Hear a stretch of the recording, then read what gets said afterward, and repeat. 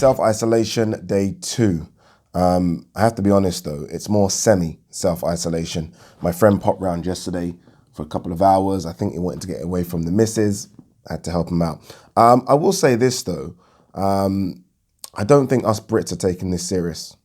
I really don't. I know that's a bit of a sweeping statement. Hopefully it doesn't offend anyone. It's not meant to offend, but it is true. It is true.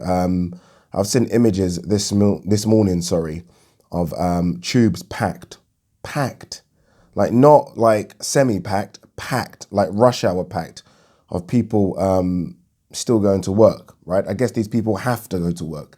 Their employers are saying they have to come in. So the tubes are packed.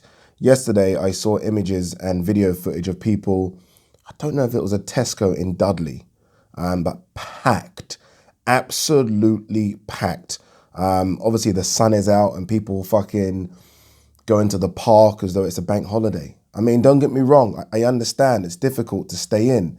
But when medical professionals and the government are saying it's best you stay in, take heed.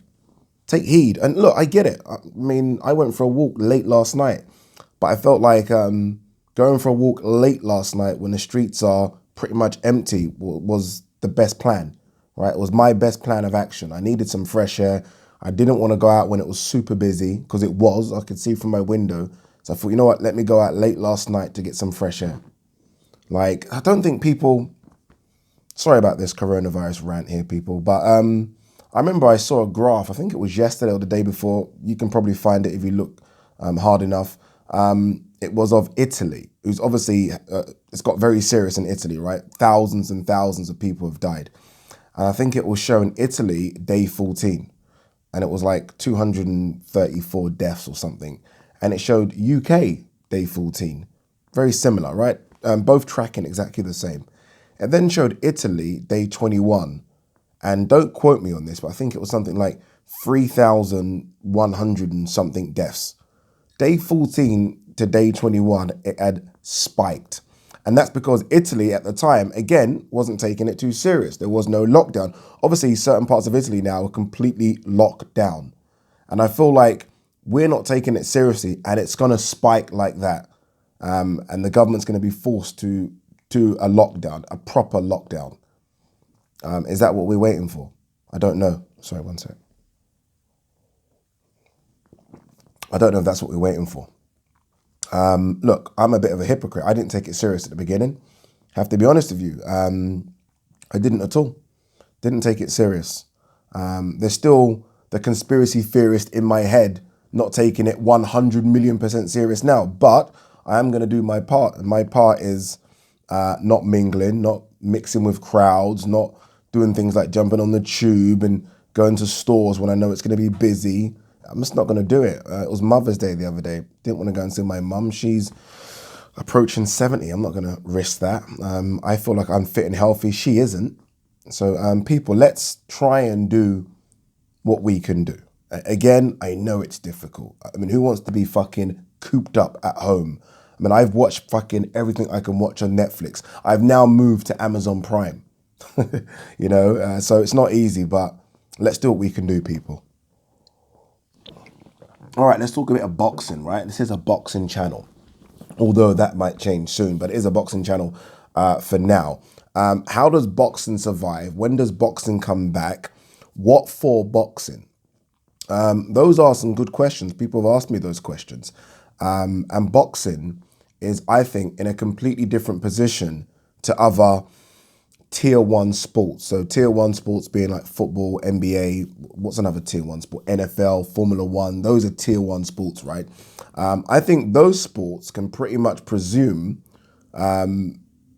when they want. So as soon as this coronavirus is cleared, they can go boom and start, right? I think we all know the Premier League will immediately start once the government says you're okay to start.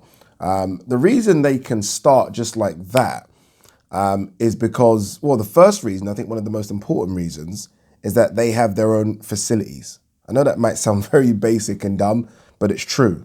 Liverpool, Anfield, right? Arsenal, Emirates, right? They have their own stadium. They don't share their stadium with anyone else. Their stadium is their stadium. They also don't have to have that fear of trying to clash with any other event either.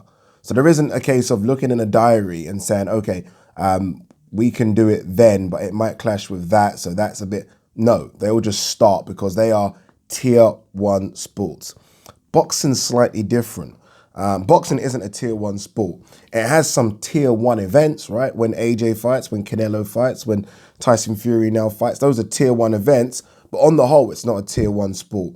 And it also shares its venues with other things, right? Boxing doesn't really have boxing venues.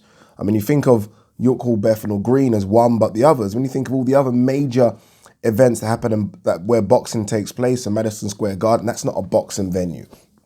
O2 Arena, not a boxing venue. MEN, these are not boxing venues. They're venues where boxing also takes part or happens or shares. So boxing can't just come back like that. It can't. Boxing has to look at what venues are available and also has to look at schedule clashing.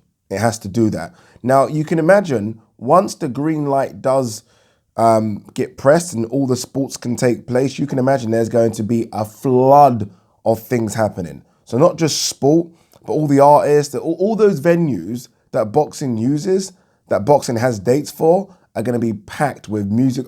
Everyone's going to be wanting to get back on the road and make their money and do their thing, which is why there have been a number of boxing events that haven't yet been postponed. For example, the big ones for Usyk and Chisora and Dillian Whyte Povetkin, just because Eddie Hearn has secured those dates. Now, if he cancels those dates, which he might have to, right? He might have to do that soon, then to book another date isn't going to be that easy. Again, because these aren't boxing venues. These are venues that are shared by everyone, right? Everyone uses these venues. So it isn't going to be that easy for boxing. It isn't going to be a case of, okay, if we can't get Usyk, Chisora, I can't remember what the date that was. I can't remember. Was that May something? Anyway, if we can't get it that day, we can do it 2 weeks later. No, you can't. You can't, because that venue could be booked. And if that venue isn't booked, then it's going to be booked because, again, so many people are going to be using those venues. A good example is Teofimo Lopez versus Vasyl Lomachenko. Now, that fight was scheduled for May. Teofimo Lopez has come out recently and said, obviously, that fight isn't going to happen in May. So you'd think, okay, that fight could happen in June. No, July. No, Teofimo Lopez is saying that fight could possibly happen now in October. That's how it works, right? You look at what's available, you look at what clashes, and you specifically pick a certain day where everything kind of lines in. So, okay, so there's no UFC event that day. We're not going to clash with any NBA that day. The venue is available. Okay, we can have that day. That's how boxing works. So it's going to be very difficult for boxing, especially the big events, not the small ones. The small ones are fine. The small ones will go into small hall shows, which will be available. But the big ones that have these big arenas, it's going to be difficult to schedule those again. It isn't going to be easy, which is why I guess Eddie is not yet cancelling Chisora versus Povetkin and Usyk versus Chisora, and obviously Joshua versus Pulev, because it isn't that easy just to pick a date. Those dates were picked strategically, and those dates were picked when those venues were available. If he does X out those events now, then you are looking at, honestly, a 3 or 4 month shift to get another specific date. So you're not looking at Usyk Chisora happening, okay, it doesn't happen in May, it happens in June. No, you're looking at it happening in September. That's the issue that boxing's going to have coming back. Again, all the other tier one sports are fine, right? NBA will presume, because NBA has their venues, right? They don't share. I mean, they share their venues, right? Madison Square Garden, obviously, that's New York Knicks. They share that with ice hockey, and they share that with boxing, but it's their venue, right? So as soon as they say they want to go at their venue, they go at their venue. Again, football, a good example. It's their venue. Yes, their venue's used for other things, right? Hosting concerts, but it's their venue. So as soon as they say they are ready, they are ready.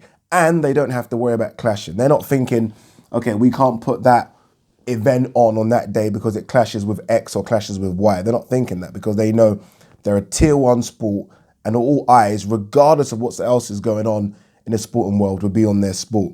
Boxing, unfortunately, isn't like that. So yes, boxing obviously will survive.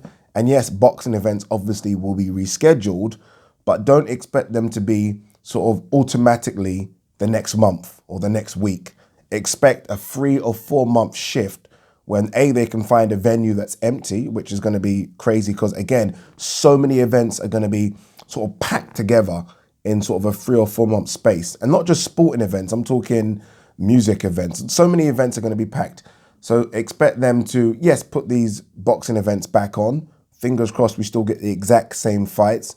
I don't know what's going to happen with Canelo, Billy Joe Saunders as an example, but expect there to be a 3, 4, maybe even 5 or 6 month shift. Honestly, it's crazy. Wilder Fury, which was penciled in for July, that's now being spoken about as a fight in October. So again, that's 3 months, right? That's crazy just because they have to look at the diary. They have to check what's available. They have to check what doesn't clash. And then you get it, which is why boxing always struggles to give us dates, right? There's always like this long waited period to give us a date just because they have to go through so much to find a date which is perfect. It's crazy, but that's what's going to happen. Peace. Guys, sorry, it's me again. I'm back. If you're new to the channel, don't forget to hit that subscribe button. Also, please like and share the videos. It really does help the channel a lot. And if you want to support the channel, I do have a Patreon account. The link is in the description. All right, I'm done. Peace.